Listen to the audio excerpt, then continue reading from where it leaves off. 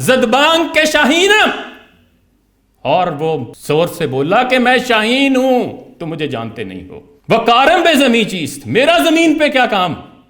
सहरास्त के दरियास्त, तहे वालों पर मास्त।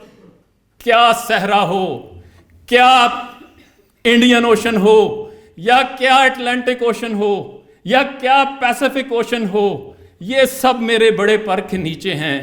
क्या तुम कैस्पियन सी को, झील को ले आओ, या तुम दुनिया के सबसे बड़े दरिया नील को ले आओ, तुम शिमाली अफ्रीका का सहारा डेजर्ट मेरे सामने ले आओ, या तुम जनूबी अमेरिका का अमेज़न जंगल ले आओ, या वस्ती अफ्रीका का कांगो जंगल ले आओ, या चीन से मंगोलिया तक फैला हुआ सहराए गोबी ले आओ, तुम मेरे सामने K2 और माउंट एवरेस्ट की बुलंद तरीन चोटियां ले आओ, या तुम मेरे सामने अंटार्कटिका का लैम्बर्ट ग्लेशियर ले आओ।